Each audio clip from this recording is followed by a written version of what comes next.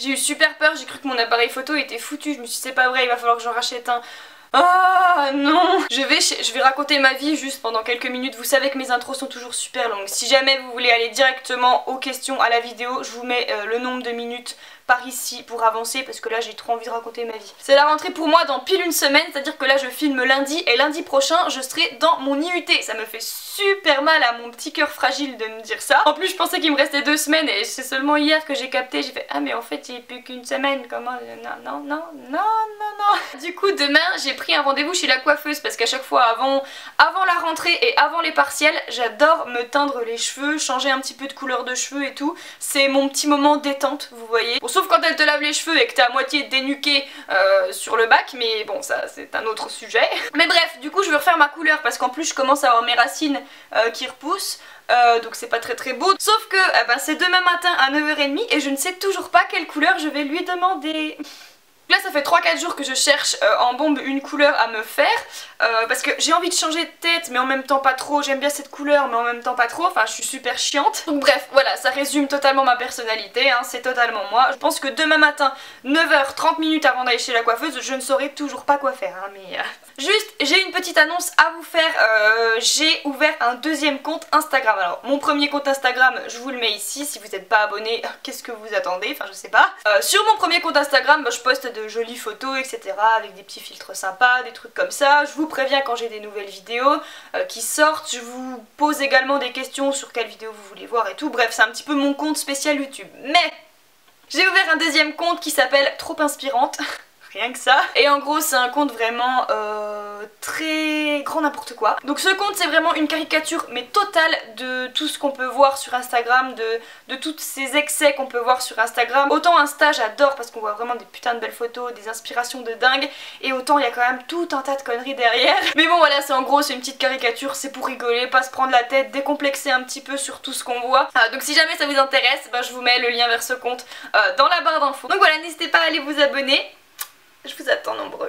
Donc c'est parti, on peut enfin commencer avec la vidéo. Donc cette vidéo-ci c'est la dernière de ma série foire aux questions Back to School, puisque je vous avais ouvert une foire aux questions il y a un petit moment déjà sur voilà, tout ce que vous vouliez au niveau scolaire, et vous m'aviez posé des questions notamment sur mon organisation, sur comment je m'organise pour les partiels, comment je prends mes notes. Donc je vous ai déjà fait une vidéo sur le sujet, donc je vous la mets juste ici et également en barre d'infos. Vous m'aviez aussi posé des questions sur mon parcours scolaire, mon DUT, technique de commercialisation et tout ça. Pareil, j'ai déjà répondu en vidéo, donc je vous mets la vidéo juste ici et également en barre d'informations. Et là comme je vous l'ai dit, c'est ma dernière vidéo sur le sujet, et celle-ci va plutôt traiter du lycée, du bac, de l'internat et de tout ça. Donc voilà, j'espère vraiment que ça va vous plaire et c'est parti, commençons. Alors juste pour vous placer un petit peu le contexte de où je me situe au niveau scolaire. Actuellement je passe en 2e année de DUT technique de commercialisation, donc je suis dans les études sup, je ne suis plus au lycée, mais donc je suis allée au lycée quand même. Pour commencer, quand je suis rentrée au lycée, j'ai fait une seconde générale pendant laquelle j'étais en internat, donc je suis restée en internat pendant seulement 1 an. Et l'année d'après je suis rentrée en première année en première année, non. Attends, seconde.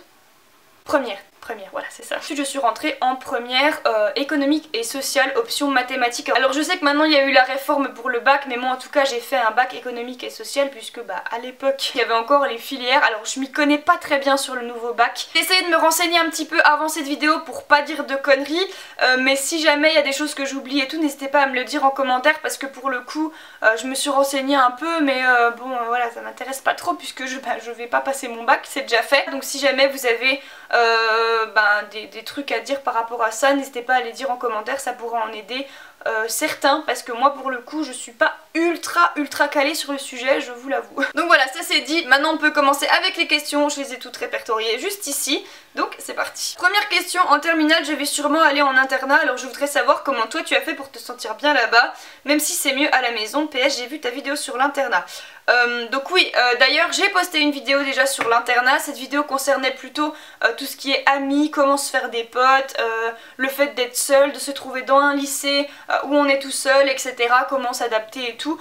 Donc si jamais cette vidéo vous intéresse, je vous la mets juste ici et également en barre d'infos. Elle date un petit peu, mais bon, ça tient toujours, donc voilà. Alors du coup, comment j'ai fait pour me sentir bien là-bas, même si c'est mieux à la maison? Pour être totalement honnête, je veux vraiment être transparente avec vous, je veux pas vous faire peur non plus. Dites-vous bien que moi, ce que je partage là aujourd'hui, c'est mon vécu par rapport à mon caractère, par rapport à mon lycée, par rapport à mon internat, par rapport aux personnes avec qui je me suis retrouvée.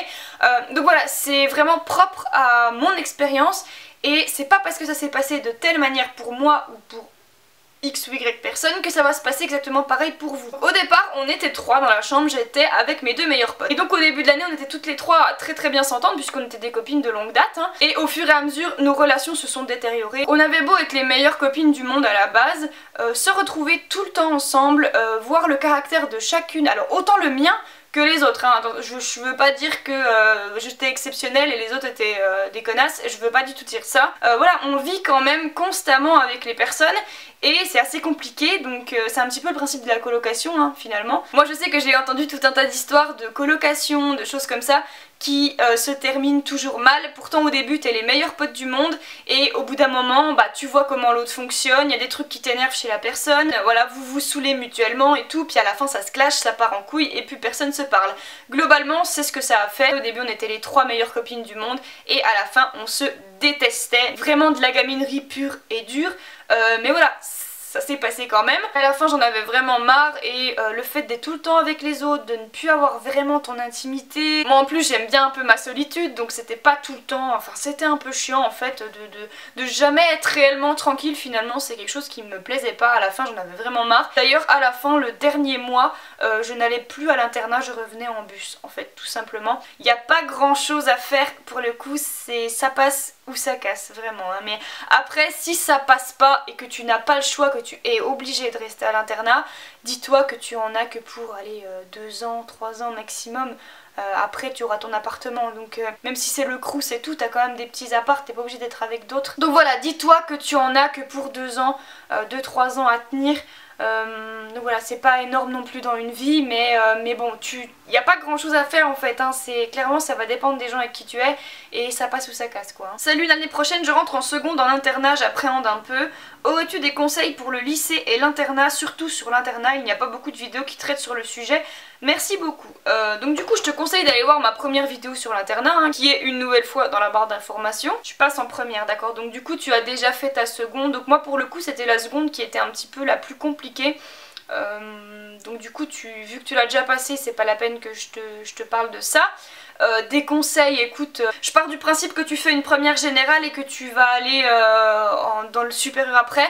Donc dis-toi que c'est quand même très important de bosser parce que grâce aux notes que tu auras, bah, tu pourras rentrer dans l'école que tu veux et il n'y a rien de mieux que de rentrer dans l'école que tu veux. Vraiment c'est un soulagement de fou et en plus si tu as bien choisi ta voie, quand tu vas rentrer dans l'école qui te plaira vraiment, tu vas bosser, tu vas être beaucoup plus motivé, ça va vraiment être plus concret pour toi et ça fait vraiment du bien. Moi en tout cas c'est comme ça que je l'ai ressenti. Donc bosse vraiment dans toutes les matières. Toutes les matières ne vont pas te servir mais ça va te permettre d'avoir une bonne moyenne et d'aller dans l'école que tu veux. Donc bosse vraiment parce que il n'y a rien de plus satisfaisant que d'entrer dans une école que tu as choisie, qui te plaît et là tu vas voir que après ça va être le feu.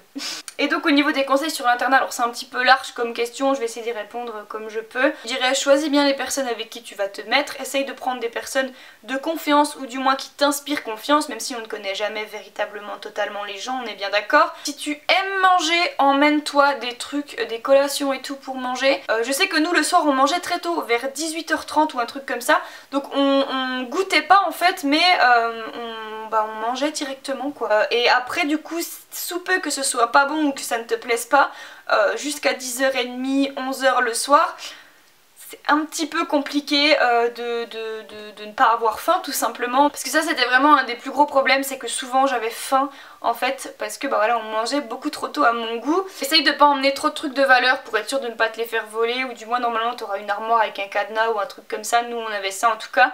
Mais voilà, du coup si tu as ce genre de truc, prends un cadenas et essaye de ne pas laisser tes objets de valeur. Si les douches sont communes comme c'était le cas pour moi, prends des tongs pour éviter de marcher pieds nus là où tout le monde marche parce que c'est vraiment dégueulasse. Donc voilà, c'est à peu près tout ce que je peux te dire comme ça. Après c'est assez large ta question, juste dire des conseils comme ça c'est un peu compliqué. Donc si jamais tu as des questions question plus précise, n'hésite pas à me le dire en commentaire. Coucou Anaïs, cette année je passe en première et comme tu le sais c'est la réforme et comment te dire que je suis archi nulle en français. Est-ce que je dois flipper pour mon bac de français? Alors je me suis renseignée un petit peu, d'après ce que j'ai vu ça a l'air d'être la même chose que ce que moi j'ai passé. Donc en gros vous avez un oral et vous avez également un écrit. Moi aussi j'étais nulle en français, hein. Je détestais ça mais vraiment très très fort. Le français niveau... grammaire, tout ça et tout, les trucs qu'on faisait au collège, ça allait, c'était cool. Au contraire, je trouve qu'on n'a pas assez développé ça parce que quand on voit l'orthographe maintenant comme c'est du grand n'importe quoi, je me dis que vraiment il y a des trucs qu'on n'a pas assez développé. Parce qu'en fait, par exemple, je vois dans mon DUT, bah voilà, l'orthographe c'est quand même important, hein, c'est important un petit peu partout de toute façon, mais en gros on avait une application sur laquelle on avait des règles d'orthographe, de grammaire, de conjugaison, de ce que vous voulez, et j'ai redécouvert mais tout un tas de règles d'orthographe, de conjugaison, de trucs que j'avais totalement oublié en fait. Parce que normal, on n'a pas fait de trucs comme ça depuis que j'ai 12 ans quoi. Donc du coup si tu dois flipper, non, écoute, relis tes textes, essaye d'écouter ce que la prof dit sur tes textes, sur tes trucs et tout. Et puis si tu enregistres à peu près tout ce qu'elle dit, ça devrait aller, hein, t'inquiète pas pour ça. Et puis même si tu te foires là-dessus, t'as les autres matières pour te rattraper, donc t'inquiète pas, ça devrait aller. Alors, question 4, quelles sont les choses à avoir absolument quand nous sommes internes? Du coup, indirectement, j'y ai déjà répondu, mais je dirais une paire de tongs pour aller te doucher en toute sécurité, de la bouffe pour ne pas mourir de faim, et un cadenas pour ne pas te faire voler tes affaires, voilà! Ensuite, des conseils pour les épreuves de français en première, donc du coup, je viens déjà d'y répondre. Voilà, essaye de vraiment lire les trucs, hein, c'est important parce que si tu les lis pas et que tu tombes sur un texte que t'as pas lu, c'est un peu emmerdant. Par contre au niveau de l'écrit de français, je sais plus ce que c'était moi. Mais si je peux vous donner un conseil pour le bac en général, vous avez souvent des trucs à choisir, genre vous avez plusieurs types d'épreuves, soit vous avez voilà, une grosse dissertation ou alors tout un tas de questions et tout. Si vous avez une matière dans laquelle vous êtes nul, moi par exemple en philosophie j'étais nulle, on avait le choix entre une dissertation sur par rapport à une phrase ou alors un commentaire de texte. Je m'étais renseignée sur la notation un petit peu pour la philo parce que je suis vraiment nulle. Je n'ai absolument pas travaillé la philosophie, mais vraiment pas. Je détestais, mais au plus haut point cette matière. Je m'étais renseignée sur comment les critères de notation, etc. Et je m'étais rendu compte que lorsque l'on fait une dissertation sur un sujet, il faut avoir beaucoup de connaissances derrière pour avoir une bonne note. En revanche, sur le commentaire de texte, tu avais juste à comprendre le texte et en gros, voilà, faire ton petit speech par rapport au texte, donc t'avais pas besoin d'avoir énormément de connaissances. Du coup, avant même d'avoir vu le sujet, je n'ai même pas lu le sujet de dissertation pour être honnête avec vous. Quand j'ai eu ma feuille au bac, j'ai directement fait le commentaire de texte parce que je savais que je n'avais aucune connaissance derrière, donc ça ne me servait absolument à rien de faire semblant d'avoir des connaissances alors que je n'en ai pas, et j'ai eu 15, donc du coup c'était un plutôt bon choix je pense. 6. Au lycée, est-ce qu'il y a cours le samedi et le mercredi? Donc moi j'avais pas cours le samedi mais j'avais cours le mercredi matin. Par contre en études sup, tu as cours le mercredi et le samedi, mais bon. Bonne journée. 7. Comment se passe l'internat? Est-ce de bonnes conditions de travail? Oui, niveau conditions de travail pour le coup, oui. En tout cas dans l'internat côté filles, c'était de bonnes conditions de travail parce que les pionnes étaient assez... puisque on avait des horaires précis pour bosser et il n'y avait pas un bruit quand on bossait, donc c'était de plutôt bonnes conditions de travail. En revanche, c'était le jour et la nuit entre l'internat filles et l'internat côté garçon, parce que eux c'était le bordel total, il n'y avait aucune heure pour travailler, c'était du grand n'importe quoi. Donc pour le coup, pour bosser, je sais pas comment ils faisaient pas je pense. Voilà, après ça dépend de ton internat, mais nous en tout cas c'était relativement strict.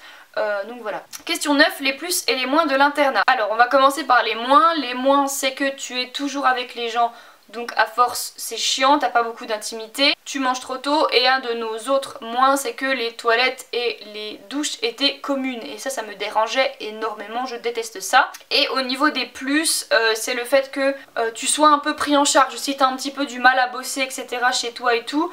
Si dans ton internat ils sont relativement stricts et qu'ils t'imposent des horaires et tout, c'est plutôt pas mal pour quelqu'un qui n'a pas trop l'habitude de bosser, ça t'oblige un peu à travailler. Le plus aussi c'est que si tu te retrouves avec des personnes avec qui tu t'entends super bien, ça peut être cool aussi parce que t'es quand même avec tes potes. Si en plus tu n'es pas du tout bien chez toi et tout, ça peut être quelque chose de positif pour toi de te retrouver avec d'autres personnes et tout. Et c'est une quand même plutôt bonne expérience, même si moi personnellement à la fin j'ai pas aimé et que je ne voulais pas retourner en internat. Ça te montre un petit peu ce que ça fait d'être avec les autres, donc c'est un bien pour un mal. Moi je sais que personnellement grâce à l'internat, je sais que je ne me mettrai jamais en colocation avec des gens. Voilà. Question 10, est-ce que le brevet c'est compliqué? Alors moi c'est un petit peu complexe de répondre à cette question. Le brevet pour moi c'est loin derrière. Mais quand je l'ai passé je l'ai trouvé relativement simple. Hein. Ça m'a pas... Je me suis pas dit oh mon dieu c'était trop dur. Vraiment le brevet tranquille quoi. Question 11, l'internat au lycée ça se passe comment? Donc du coup... Je vais essayer de te faire un petit peu une journée type puisque je suppose que c'est ça un petit peu que tu demandes. Nous le matin, on se réveillait, on avait à peu près une trentaine de minutes pour se préparer. Ensuite ça sonnait et on devait aller déjeuner et on ne revenait plus à l'internat. Donc on déjeunait et on allait directement en cours. Ensuite ta journée de cours se passe. Hein. L'internat est fermé pendant les heures de cours mais il rouvre du temps de midi. Donc si tu veux aller poser tes cahiers etc. tu peux le faire. Ça c'est ce que je faisais personnellement parce que ça faisait moins lourd dans le sac, c'est mieux. Ensuite le soir 17h30 c'est la fin des cours et là tu peux aller à l'internat et ils font l'appel vers 18h, un truc comme ça. Ensuite tu as une demi-heure pendant laquelle on devait bosser et vers 18h30, 18h45 on allait manger. Ensuite tu manges, tu reviens, on avait une heure ou une heure et demie où on devait bosser et ensuite tu pouvais aller te doucher, faire ce que tu voulais etc. On pouvait même aller se doucher du temps de midi ou aller se doucher le matin, aller se doucher, tu peux te doucher quand tu veux en fait. Quand l'internat est ouvert tu peux aller te doucher, y a pas de souci. Et après vers, c'était 10h30 je crois, tu dois aller dormir mais bon tu fais un petit peu ce que tu veux quand même hein, voilà. Question 12, comment choisissent-ils les gens avec qui tu vas être dans la chambre? Est-ce qu'ils mettent au hasard? Alors oui au début ils mettent au hasard. Bon après je crois qu'on était un petit peu dévisés quand même avec les secondes ensemble. Quoique on était seconde BTS je crois, puis au-dessus c'était première terminale ou un truc comme ça. À peu près hein, vraiment c'était un petit peu mélangé quand même. Mais au début ils te mettent au hasard avec les gens et après c'est à toi de demander avec qui tu veux être et ils te changent normalement. Alors j'espère pouvoir personnaliser ma chambre avec des posters ou des photos, ça permet de se sentir plus comme chez soi. Alors oui tu peux hein, tu peux totalement, tu fais un petit peu ce que tu veux. C'est ta chambre, si tu veux coller des photos au mur tu peux le faire. Bon à condition de ne pas détruire le mur, de pas planter des clous, des trucs comme ça. Ça forcément je pense qu'ils aiment pas trop hein. Question 14, je voulais savoir si on peut emmener son ordinateur portable à l'internat. Sinon merci pour cette vidéo qui m'a donné beaucoup de réponses à mes questions. Oui donc ça c'était un commentaire sous ma vidéo sur l'internat.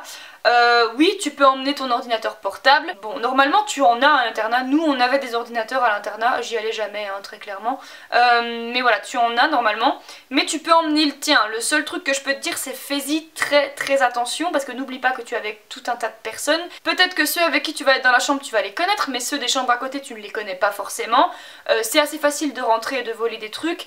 Donc fais-y très attention et une armoire avec un cadenas et tout pour essayer de le protéger un maximum. Donc voilà.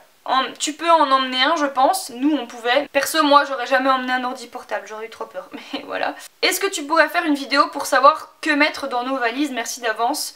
Si tu peux, bonne soirée. Donc ça c'était une question qui était beaucoup revenue. D'un côté ça peut être intéressant mais en même temps je vous ai déjà dit un petit peu les essentiels à avoir. Après c'est une valise standard, hormis les tongs pour se doucher, le cadenas et comme je vous l'ai dit la bouffe.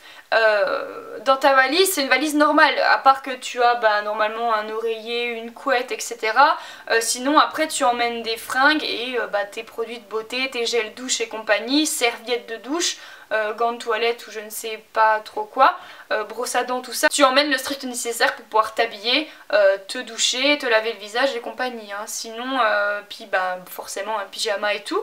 Mais sinon j'ai pas de truc particulier à te dire d'emmener à part les 3 trucs que j'ai dit depuis tout à l'heure. Question 16, comment se passe le premier jour? Genre la rentrée on doit directement prendre nos valises et on ira les mettre dans nos chambres et les cours commenceront après. Merci pour ta vidéo. Alors ça j'ai vu que ça se passait pas pareil dans tous les lycées. Donc moi comme ça s'était passé quand j'étais rentrée en seconde, comme on était en première année, on était rentrée la veille au soir. Mais les autres rentraient le matin même. Donc ça va vraiment dépendre de ton lycée et de l'année dans laquelle tu es quoi. Question 17, hey l'année prochaine je suis en 3ème et je vais aller en internat. Je suis une fille et je me suis rasé les cheveux car ils étaient abîmés. Bref.